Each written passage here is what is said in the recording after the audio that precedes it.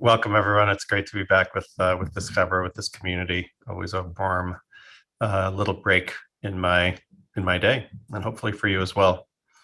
We're going to do a little bit of practice around the experience of freedom today, and also I'm mindful that for many folks, the run up to Passover might feel like the opposite of freedom. If you're hosting or cleaning or buying or shopping or in any other way preparing for Pesach, or for your family for that matter. So we'll start there. We'll start by really arriving in this moment, regardless of whatever else we've got going on, and then do a little taste of freedom. I am going to close my eyes. You're invited to do the same. It's fine to do this meditation with your eyes open or closed. And I'm taking a moment now to just notice what's predominant in the body. Mark already invited us to kind of embody a little bit. Just if I had to put a quick label on what the predominant feeling in the body is right now, what that might be. So it could be about energy, might be high or low energy, a lot of caffeine, a lot of anxious energy, running around energy, might be lower energy, might be sleepy or been at home for a while. And so whatever's up. We're not necessarily trying to change what we find with our non-judgmental awareness, just trying to see it clearly. And with a little bit of Rahmanas, a little bit of self-compassion.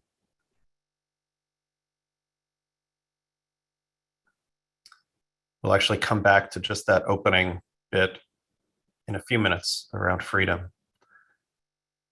But for now, I'm allowing the body to kind of come to stillness. Those last couple of movements, letting them go. And remaining alert, but also really tranquil. Noticing that in the body, there's a lot of stillness, but also some movement that arises on its own. So without manipulating it or changing it, just noticing and holding those movements. So these are some of the movements of the breath. Of course, there are wonderful practices that do modify the breath. But for now, just noticing it with what's sometimes called warm mindfulness. A mindfulness that's also a heartfulness, a soulfulness. That's a loving attention, or as Ram Dass says, a loving awareness.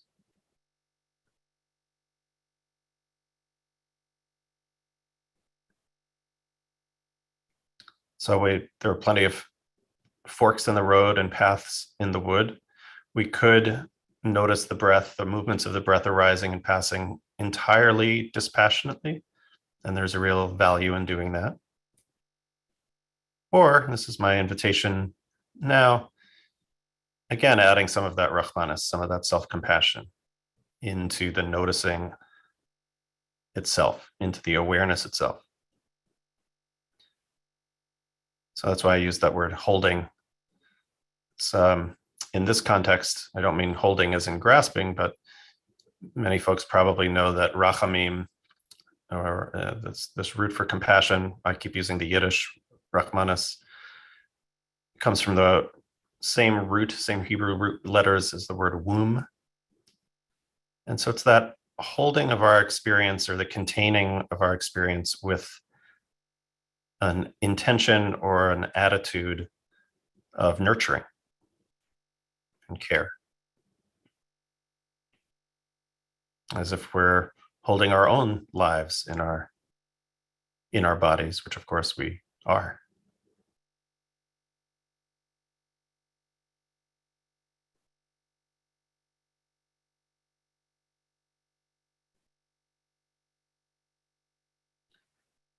And continuing that kind of rachamim orientation as distracting thoughts arise, especially if they're about stuff going on, whether it's Passover related or news related.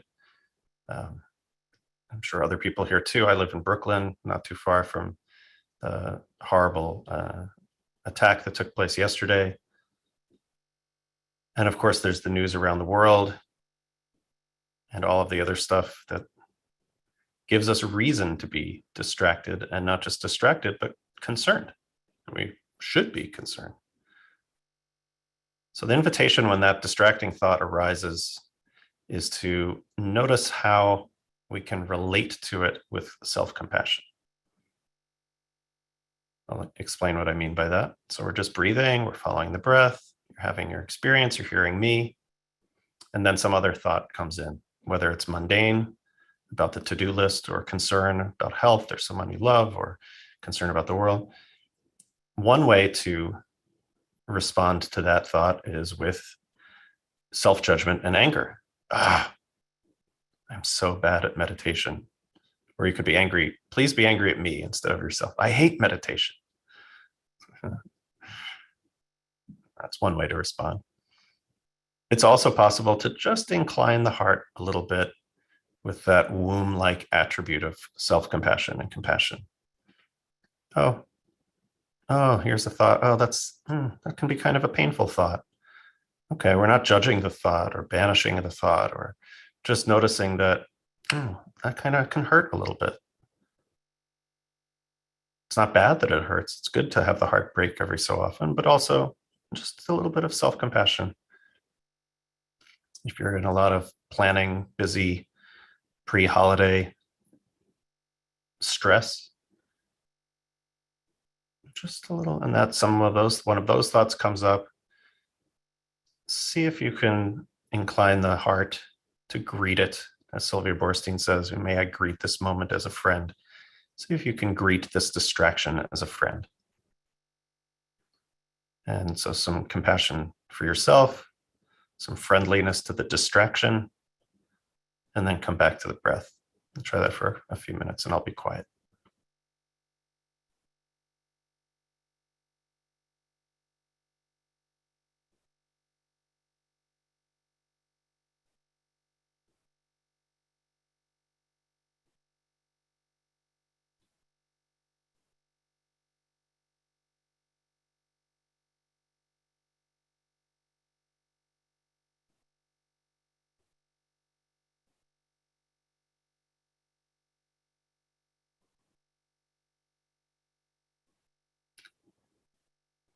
You might even hear some of the sounds of New York City outside my window. If you're dialing in from far away, maybe that's a sweet sound, or maybe not. But again, noticing the distraction, greeting it. And if it's a painful one in any way, just a little bit of self-compassion, a little bit of Rahmanas.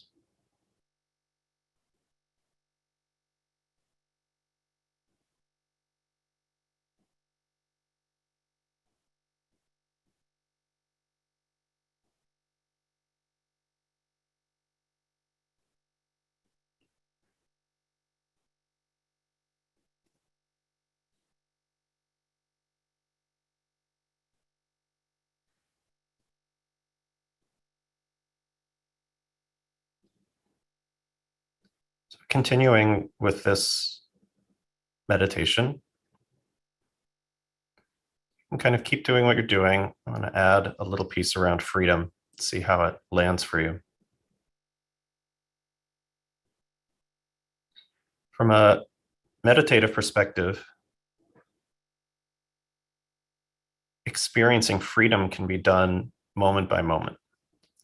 So there's the historical Yetziat Mitzrayim, the exodus from Egypt, but there's also our own, in the Hasidic understanding, Egypt, Mitzrayim are those tight places where we're holding on. And that exodus, that little freedom can happen 10 times a minute, especially in meditation where we're attentive to our inner lives and what's coming up.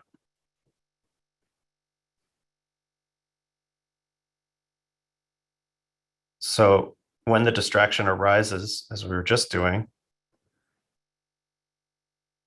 there are things you can do to minimize distractions, but ultimately a lot of them are just going to come up. That's the part that's not really so up to us.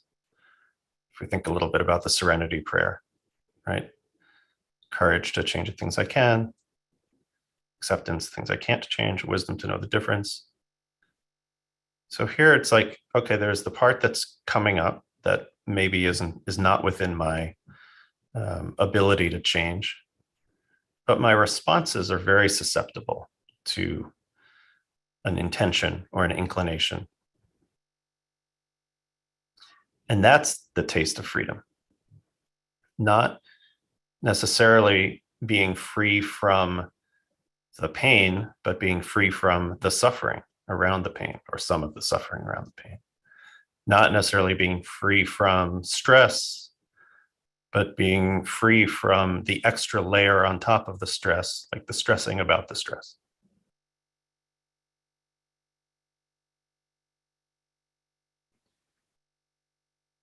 So we can experience that in these next couple of minutes.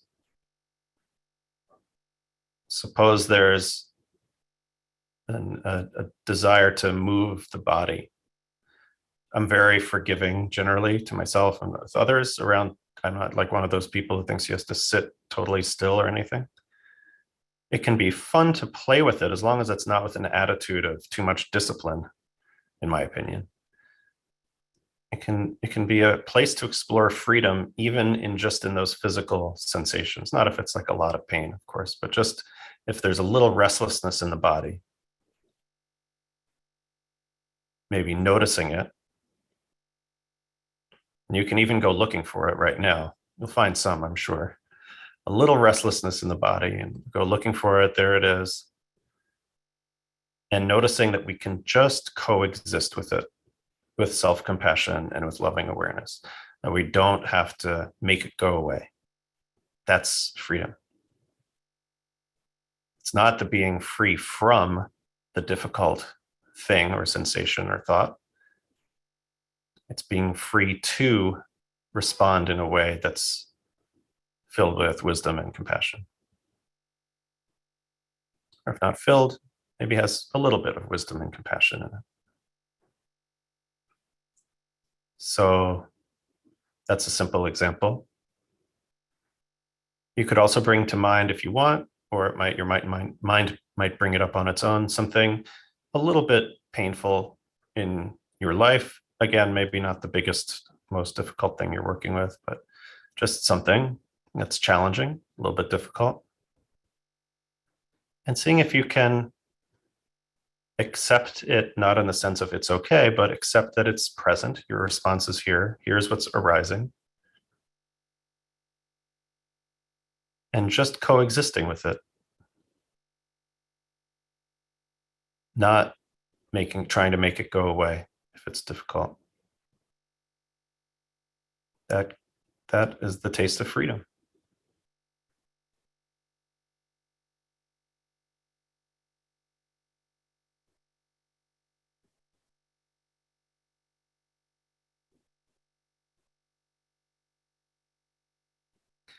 Give a third example, and then we'll sit another few minutes. It can just be a difficult emotion. It doesn't have to be something tied to something happening in the world or in relationship. It just could be a difficult emotion that you're experiencing now, or you could bring to mind one that came up in the last few hours at some point.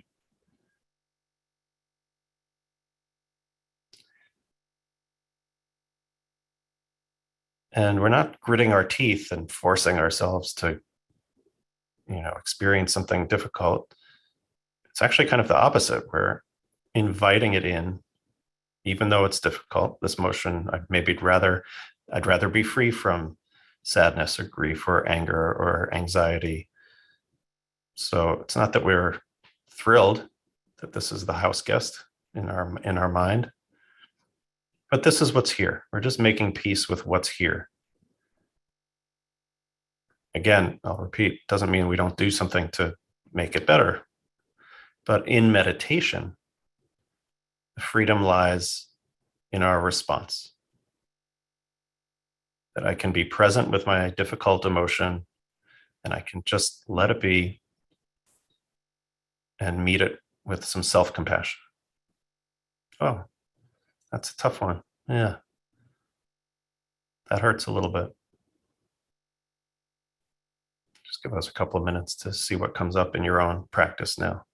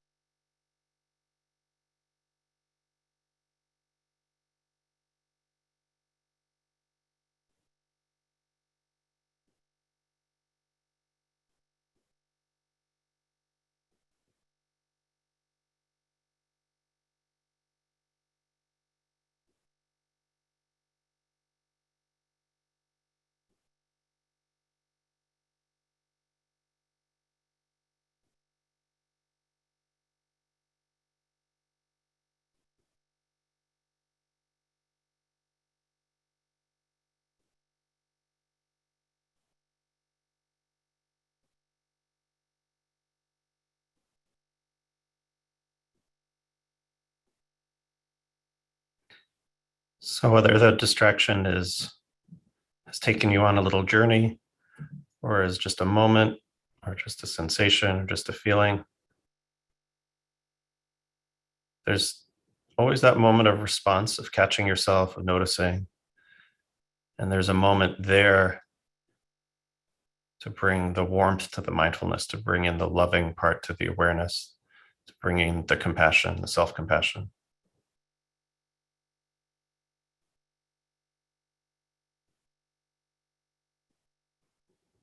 Finally, since we're in a group, one of the really sweet in a Jewish way, like the minor keys of a nigun, sweet things about being in community is it's very concrete what other people are also experiencing and going through. So people shared a lot in the chat in the early part, blessings of health or security. One person shared they just got a positive COVID test, and I was just thinking myself about the whole stew of emotions that might bring up, whether it's concern or upset about maybe missing some part of Passover, or all sorts of, it's just so many possible emotions could arise.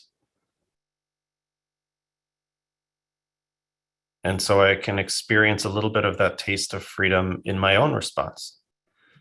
It calls up compassion. Compassion is not pity, and it's not condescension. It's, all right, oh yeah, that I can listen, and I can also imagine what might be present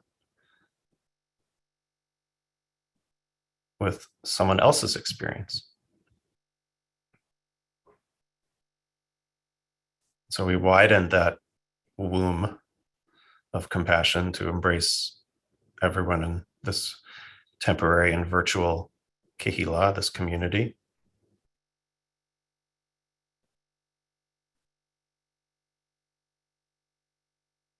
And that we wish loving kindness and compassion to everyone who's practicing in this way. It's not easy to find that little bit of freedom. And sometimes, of course, things are too much. And it is self-care to say, this is too much. I'm not going to get close to this pain or that experience. So there's that compassion piece, and even a little bit of joy for the possibility that freedom can be experienced again in the Hasidic or the Neo-Hasidic understanding of, even just for a moment, being free from a tight place. And at least in my understanding, it's not something that's one and done. Like, that's it. You're free forever. It's the freedom for the freedom being a process that we engage in and accepting our experience with some loving awareness and self-compassion. So there's a little joy in that the possibility of freedom might be there for those in this circle and those in our families of choice and of origin, people we care about, and ultimately the dream that it could be present for all people, for all beings.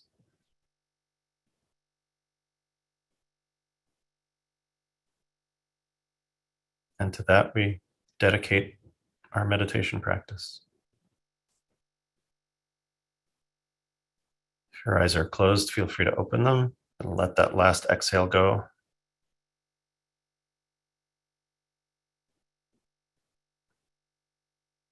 And thank you for your practice. I think Mark's going to lead us in Kaddish and bring us home.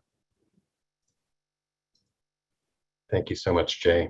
Beautiful practice, compassion-based practice for cultivating freedom today. Perfect for this week. And friends, we seal the practice together, continuing with the same theme of compassion, offering compassion, finding freedom, being with each other, connecting with each other, by offering the opportunity for those who are mourning, or if you have a yard site, or if it's your custom to participate in Kaddish, to do so. You can put the name or names of those you're honoring today, holding in your heart today, in the chat box now or after we recite Kaddish. And if you are not reciting Kaddish, you can just stay with your practice, remain present, extend your compassion and support for those who I invite to join me by rising in body or in spirit to recite the words together.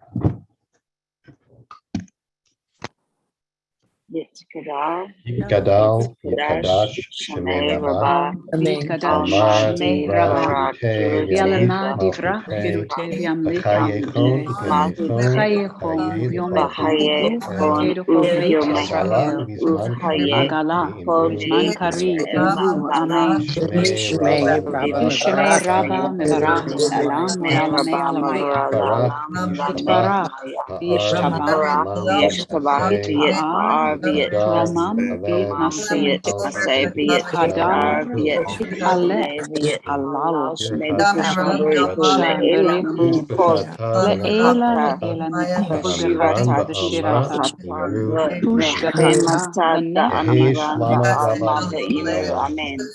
Chaim Aleinu v'Yakoi Yisrael v'Yuru Amen. Ba'al Yisrael v'Imru Amen. Say shalom b'Imru. Huya say shalom aleinu. Ba'al Yisrael v'Imru Amen.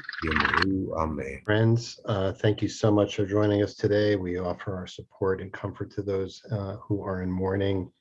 And we thank you all for being here today. And we thank our teacher for today, Rabbi Dr. J. Michaelson, for leading us again so beautifully, and for those who are able and interested in staying on for a few minutes of questions, answers, conversation with Jay about the teaching and the practice today, or just to stay with the practice and extend it a little bit longer into your day, you're welcome to do so. If you're leaving us now, we hope you'll join us tomorrow. We'll be led in practice by Dr. Mira Neshama Niculescu, who will be joining us for our final session before Passover. Just a reminder, no live session this Friday or all next week. I want to thank Will Priest for holding our tech sanctuary with skill and grace, as always.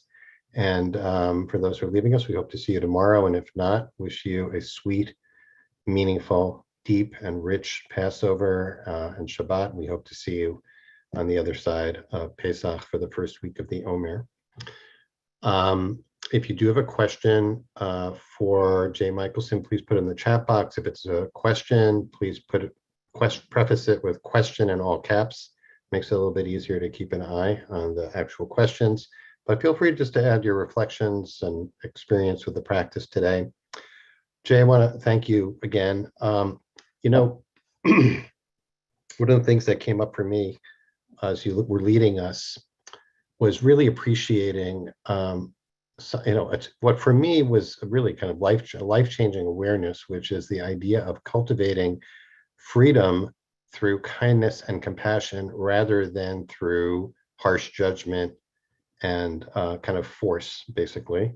And it strikes me as it's a great theme for a Seder, of course, to think about this. The story in the Torah, I think many people experience it as, first of all, violent, bloody, full of death, full of manifestations of divine power, right? Not a lot of manifestations of divine compassion in that story. But as you were leading us, basically this is an approach, which is a compassion-based approach. If we translate it into the meditation, like when I notice distraction, as you said, or when I notice a challenge in my life, or when I notice a difficult emotion, my instinct might be to meet it with force or to power through it in some way. And you were inviting us actually to, in the Hasidic, as you know, not everybody will know, but there's a beautiful term in Hasidic terminology to sweeten, to bring some sweetness to those moments, which seems counterintuitive. So I guess that's where I'm landing with the question is, it seems to me to be, or at least for myself, my first instinct is I've got to fight against this enemy or this obstacle or this problem. And the next move is to say, oh, no, I don't have to fight it. What if I turn towards it, as you said, as a friend? What if I greet it as a friend? What if I just take something that seems bitter and sweeten it with compassion? So I wonder what you think about that, about this. This is a model, and whether, maybe for some people, the compassion is the natural mode. I feel like for me, it has required a lot of unlearning. Yeah, I think for me too, even for those of us who have a lot of compassion, and I'm not putting myself in that category sort of naturally in our personalities, we're still animals, right? And every animal wants more of the pleasant and wants to run away from or push away the unpleasant or the threatening. Mm-hmm. That's a simplification. Some of it's gendered, some of it's cultural, but still, I think there's like a very strong instinct toward more of the good and less of the bad. And so I think that's part of that dynamic. One of my meditation teachers in Israel actually said that stopping the war has no limits. And what he meant by that was first externally, of course, but also internally, there's always some more to accept. Like you can never accept or be self-compassionate too much. Like there's no limit to that. And I found that to be really helpful. There's not, again, it's sort of the opposite of one and done. Like there's going to be something else to try to self-accept. And I think, I work for a company called 10% Happier, which is about meditation. That for me, that title or that phrase is really important, that I don't need to get to 100%, right? If I get a little 10% improvement or increment, that little bit of freedom can feel really enriching. And I agree. I think you're noticing the tension between that and the way that Pesach story is normally told is certainly true. But I think also part of how I understand IJS is lifting up some of the, mostly they're in the Hasidic and Neo-Hasidic traditions, the different, interpretations of that story, like that we've talked about, that it's coming out of the narrow place. And that is a process that does not happen in a adversarial warlike victory, but happens through compassion and yielding and accepting. And I think it's a radical position. I think it leads to, it causes us to challenge how we think about tshuva, repentance or introspection, however we want to return, whatever that term means. That's stuff we do 6 months from now at the Rosh Hashanah Yom Kippur time. And it challenges us to think about how we observe Pesach, Passover. And, my next book is on a heretic, Jacob Frank, and who took a slightly more radical view than the Hasidim did, but on the same path. I think there is something radical in that rereading, that that you're pointing to, in that it's not, certainly not the surface level narrative of the biblical Exodus story. Yeah, it's well, just to lift up again one of the things that you taught today about that you were now talking about freedom from. We were not talking about freedom from distraction, freedom from challenges in life, freedom from difficult emotions, but the way you phrased it, freedom to respond, which brought up for me also that, this quote, I'm sure you know it, attributed to Viktor Frankl, although apparently no evidence that Viktor Frankl ever wrote or said this, that between stimulus and response, there's a space, and in the space is the power to choose our response, and that in that response lies our growth and our freedom. So the stimulus, we have no freedom about what the stimulus evokes for us. It evokes a reaction, right? That's baked in, but we do have the freedom to have, the next step is where the freedom lies, about how to choose to respond to it in some way, and to have that response informed by compassion, and to understand that as a Jewish response is really kind of amazing. It also kind of thought about this, like, check this out. When they get through the Red Sea, immediately, of course, everyone starts complaining about the water, which is bitter. And I think Moses gets the instruction to throw an eighth into the water, and that sweetens it. And think about the Seder too, with the maror, that we, dip the bitterness into the sweetness of the charoset. So in terms of your teaching, I'm thinking I'm just extrapolating from your teaching and thinking about, okay, how do we bring this into the Seder? How do we make the Seder a compassion, an experience for cultivating compassion when we're reading, a story that is, not obviously about compassion? Well, first, I look forward to reviewing the IJS Haggadah whenever it comes out next year, or the year after. Me too. And I also, for me, that freedom from and freedom toward, I learned that in yeshiva. Like, I learned that in very traditional Jewish environments, that there's two sides to the freedom. There's the freedom leaving Egypt and the freedom of receiving the Torah, right? And that's in a very traditional mode. That's the response in a way. It's also kind of a Heschel point, that the core of the religious experience, the core of religion isn't just the experience, the religious experience. That's half of it. The other half is the response to it. Whether Viktor Frankl said that or not, by the way, Lou Reed, another Hasidic rabbi, said that between thought and expression, there lies a lifetime. So you can always use the Lou. I am definitely checking that out when we're done. But I can bring this to Aaron's question about meditating through the distractions of pain in the body, because I think it actually, the part you said about sweetening the waters is actually that oscillation that I think we find in meditation and in mindfulness around difficult sensations or difficult experiences. So Joseph Goldstein, well-known Jewish Buddhist meditation teacher, sometimes says that in life, all problems are knee pain. And he suffered from very acute knee pain. It wasn't making light of knee pain. He worked, I could go into his whole story, but he, long retreats with lots of really difficult, excruciating pain, and finding some relationship to that.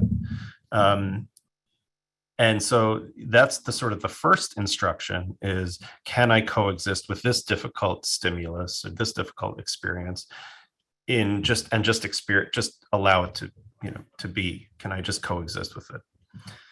At a certain point, that's no longer skillful. That's actually not wise anymore. It's not self-compassionate anymore. When you're gritting your teeth or something and you're in pain, serious pain, it may become self-compassion to provide an antidote, which is the dipping the tree into the bitter water. Like, it didn't say in that story you just told, God didn't say, well, tell them to do more mindfulness practice and then they can, be okay with the bitter water, stop complaining. No, it was actually skillful at that point to provide an antidote, a magical, shamanic, earth-based antidote, by the way, but an antidote. And that I think is true for pain as well. When I'm working with students who suffer either from chronic pain or just acute pain, I didn't mean to say just chronic pain or acute pain. It's that hopeful, like, to build as much spaciousness and self-compassion and freedom around that difficult experience as possible.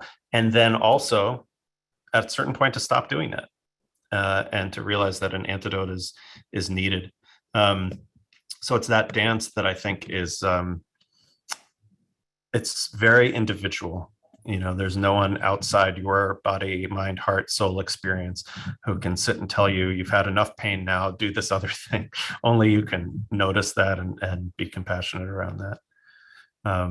Should we go to Lori's question there on the freedom too? So she's referring to those. I think it's just in the midrash that the idea is that the Red Sea didn't part until the first person, Nachshon ben Aminadav, stepped into it. So it's a very powerful image that actually it was a step into total faith or total, going into the unknown or into extreme peril. So how do we so the way she put it, how do we cultivate freedom to take that brave first step of change? And I'm not sure if that in and out from there's the change in our lives. A nice little autocorrect. If Lori lives in California, I suspect that's where that's coming from. The change in our lives when we're in fear and in uncertainty. And I'm going to sound like a broken record, but here I'm cribbing a little bit from Pema Chodron and her books, Comfortable with Uncertainty, primarily. That uncertainty is a fact of our experience. There are things we can do to lower maybe the amount of uncertainty in certain decisions or in certain moments. But speaking as someone who's A, very indecisive, and B, in the process of moving and making an offer on new homes and things, I can speak from very recent experience that the fear and indecision and uncertainty does not generally disappear. So this is the broken record part. This sort of meditation advice, the standard meditation advice is like, can I be present with that fear and uncertainty without letting it drive the bus, right? So there are some teachers who would tell you, you see fear and uncertainty, kill it. There's a Jewish teaching on that with doubt, right? Safek is like Amalek, which is the arch enemy, which must be totally annihilated. So if you see any doubt, if you have any cracks of doubt in your faith, annihilate it mercilessly.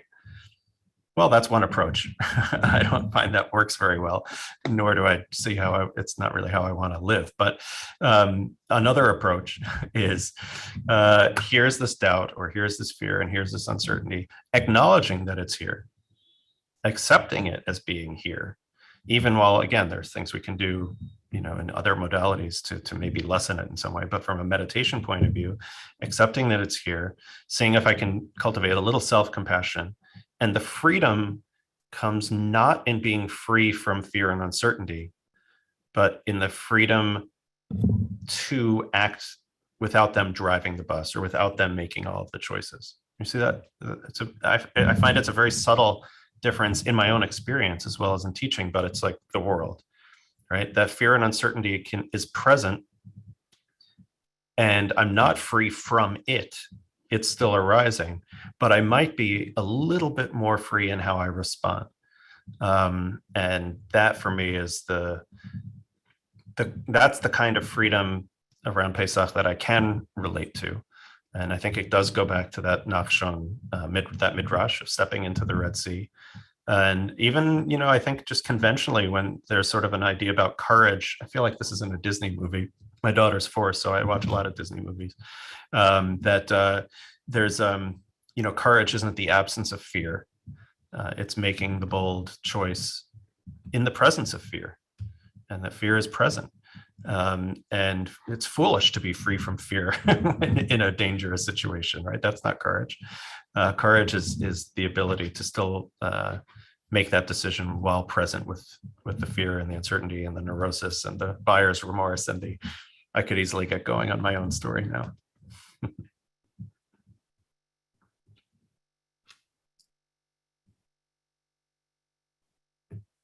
Mark, you're muted. Oops. Yeah, maybe we should close with that. But it is making me think in terms of practical thoughts about Friday night and the Seder, that it would be interesting to have people acknowledge their current fears, to honor the fears, to invite them in a way as part of this process. What you just said, also, I'm going to sound like a broken record here too, but I'm very fond of pointing out that the teaching that's attributed to Rebbe Nachman of Bratslav, which is immortalized in the song Kol Haolam Kulo, the whole world is a narrow bridge. And the main principle is not to be afraid. It's how it's normally presented, lo lefached klal, but the actual teaching as it's recorded is lo lehipached klal, which is reflexive, which basically is exactly what you were saying. The whole world's a narrow bridge. There's uncertainty, there are dangers, there's fear is a reality. And the main thing, as you said, is not to let the fear drive the bus, not to terrify ourselves. Mark, you've just rescued that. You've rescued that. That was one of my least favorite Jewish teachings that spiritual people say all the time. Completely turned on its head. Cannot stand it for 20 years. Check it out. And yet you've just rescued Rabbi Nachman. That's a big deal for me. That was like, I've been carrying around resentment around that teaching for 20 years. Well, then I'm very glad I decided to break my record. It's a mistranslation after all, whatever, a misquote. Lo lahipached, which is, as I said, that's totally different. It is the opposite of how it's presented. The main thing is not to be afraid. The main thing is to honor your fear, but not let it grip you and drive the bus. To invite it in and sit next to you and say, thanks for doing your job of keeping me safe. We're going for this right now. We're buying this house, just hypothetically. All right, we are a little over time. Jay, this is, as always, a delight. Thank you so much for making time in the middle of the day to share this. Want to wish everybody lots of success in preparing your preparation of any kind for Passover. We hope to see you tomorrow for practice with Mira Nicolescu.